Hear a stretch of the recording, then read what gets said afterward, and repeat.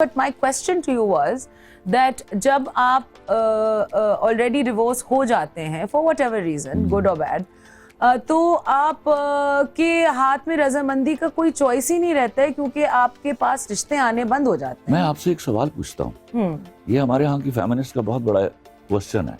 अच्छा, तो ये सारी I'm not a feminist by the way. No मैं वैसे कह रहा हूँ, ये सवाल है और ये इशू है, यू आर वेरी राइट।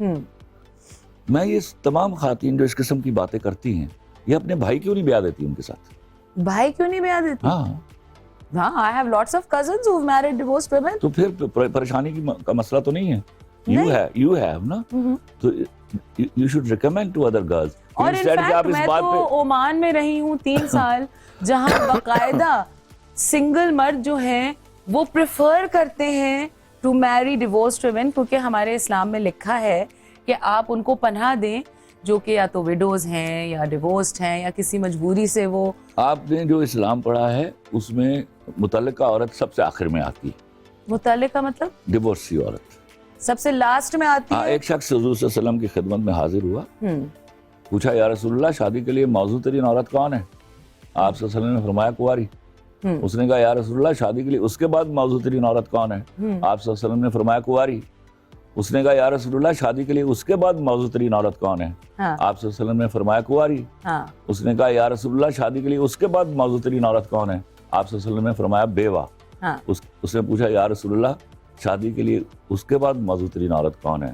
तो आप सल्लल्लाहु अलैहि वसल्लम ने फरमाया मुतल्लिका। ये कहाँ लिखा है, जरा बताएं आप मुझे। मैं किताब तो लेके नहीं आया ना, नहीं मकसद कोई हदीस, यहाँ आप उलमा से कंसल्ट कीजिए। ये हदीस का है, बेसिकली हदीस में है ये। हाँ, और सोशली इट इज प्रूवन, ये मेरा नहीं है। मैं आपको इस पे, क्योंकि हम नेशनल टीवी पर हैं, तो इस किस्म की बहस इस तरह ओपन नहीं कर सकते। तो बैठ जाना, फिर मैं तुम्हें इसकी तौजीहात समझा दूंगा। नहीं, मैं एक ऐसी वो छोड़े आप। देखिए, एक सवाल मैं आपको एक जवाब मैं बड़ा सिंपल आपको बता दूं। तो ओरिजिनल जो सवाल था उसमें तो हम आए नहीं। ये ओरिजिनल सवाल है, याद रखिएगा। That is going to tell women a big thing. This is a very big question. लड़की की जो खूबसूरती है ना शक्ल की, तीसरे नंबर पर आती है। पहले नंबर पर उसकी हया और दूसरे नंबर पर उसकी वफा है। बिल्कुल। उसके बाद है उसकी शक्ल। बिल्कुल। ये तीनों चीजें मौजूद है ना, तो तलाक के चांसेस इतने नेग्लिजिबल हैं कि आप सोच नहीं सकते।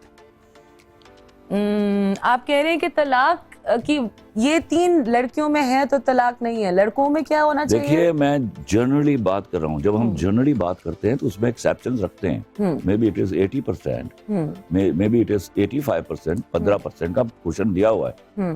उसमें ऐसी लड़कियों को भी डिवोर्स हुई है जिन्होंने जहेज कम लेकर आई। ऐसे मर्द, घटिया मर्द मौजूद हैं। बिल्कुल। जिन्होंने कमा कर नहीं ला रही, इन बुनियादों पर भी तलाक हुई है जी। और वो फैक्टर्स मौजूद हैं, वो आज भी हैं, वो आने वाले वक्तों में भी रहेंगे। लेकिन जब हम बात करते हैं ना, तो we discuss the topic generally, general proportion ये है। और मर्दों में क्या 3 चीजें होनी चाहिए जिससे तलाक? तीनों ही। ये तीनों जी मर्दों में भी होनी? हाँ, बिल्कुल होनी चाहिए। मर्द को वफादार होना चाहिए। एक अच्छी वफादार और हयादार बीवी के लिए मर्द को एब्सोल्युटली वफादार होना चाहिए। I agree.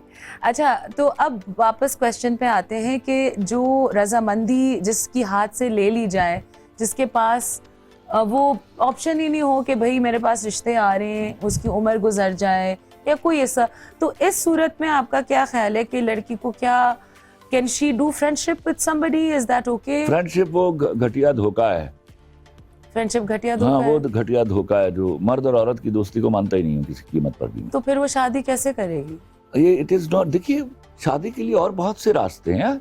आपके वहाँ लोग होते हैं, रिश्तेदार होते हैं, वो करवाते हैं। शादियां होती है डिवोर्सी औरतों की, ऐसा नहीं है। या वो जो चंद नहीं होती, तो उनके साथ बैठिए, उनके अगले मसाइल क्या हैं। हम सिर्फ सुपरफिशियली चीजों को सुनते हैं।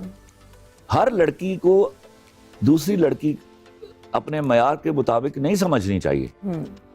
If some girl is good enough, तो उसको वो ऐनक लगा के हर लड़की को नहीं देखना चाहिए। नहीं, अब जैसे मेरी एक दोस्त है, अमेरिका में रहती, जैसे मर्द जो हैं, एक कसीर तादाद उनकी बहुत बुरे मर्द हैं, बहुत। औरतें भी, सब, everybody is not good and everybody is not bad. किस तरह जम के कहा है तुमने, बहुत। हाँ बहुत, Of course और है। लड़कियां भी हैं। लेकिन याद रखिएगा, मैं एक जगह अर्ज करके बैठा था, जी मैं जहां दोनों की वफा को, वफादार होने को मानता हूं, जी वहां याद रखिए कि मर्द और औरत में बेवफाई के नुकसानात डिफरेंट हैं। मर्द जब कोई गुनाह करता है ना, तो एक घर का नुकसान होता है। औरत जब गुनाह करती है ना, तो एक नस्ल का नुकसान होता है। तो हमें देखना ही होता है कि मर्द की तरफ देखे तो बीमारी है, औरत की तरफ देखे तो मौत है। हमें मौत और बीमारी में चुनना होता है। I want my man should be absolutely loyal. जब उनको एक ये ब्लेसिंग होती है, if you happen to get a loyal बाहया औरत, इससे बड़ी ब्लेसिंग दुनिया में कोई नहीं है। फिर वो बदनसीब मर्द है जो उनकी तौहीन करता है। बिल्कुल बिल्कुल सही फरमाया आपने।